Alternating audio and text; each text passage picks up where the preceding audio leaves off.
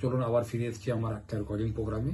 তো আজকে আমাদের ট্রিটমেন্টের বিষয়টা হয়েছে লিভার।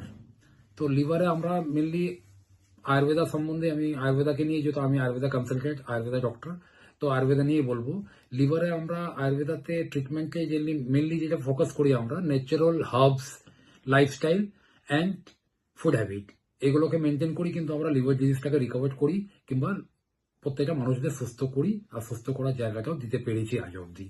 তো মেনলি আমরা আয়ুর্বেদে কি কি হার্বস কিংবা কি কি মেডিসিন লাগে এগুলো আগামী দিনে জানাবো।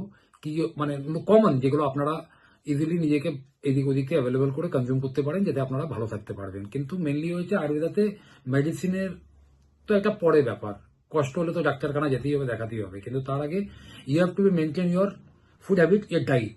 আয়ুর্বেদাতে মেনলি হয়েছে আমরা যেটা ফোকাস করি, লিভার ডিজিজ কিংবা যে কোনো রকমের রোগ জ্বালা হলে ফ্রুটস আমরা কনজিউম করতে বলি ম্যাক্স টু ম্যাক্স।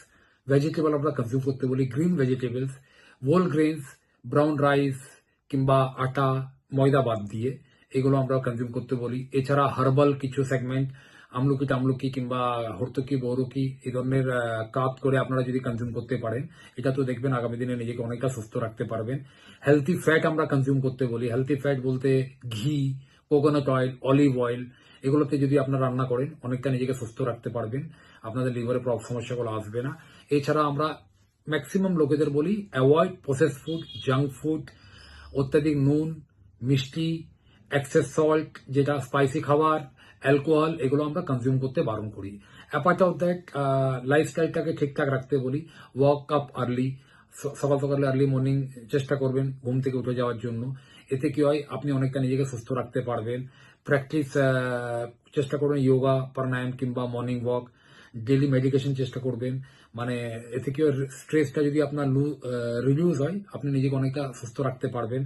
রেগুলার আপনি না হলেও চেষ্টা করবেন সপ্তাহে 1 দিন ফাস্টিং রাখার জন্য, যাতে লিভার প্রপারলি কাজ করতে পারে। আপনার এগুলোকে যদি মেনটেন করেন, আগামী দিনে নিজেকে অনেকটা সুস্থ রাখতে পারবেন। নমস্কার, ভালো থাকবেন, সুস্থ থাকবেন। আগামী দিনে আবার একটা নতুন বিষয় নিয়ে আপনাদের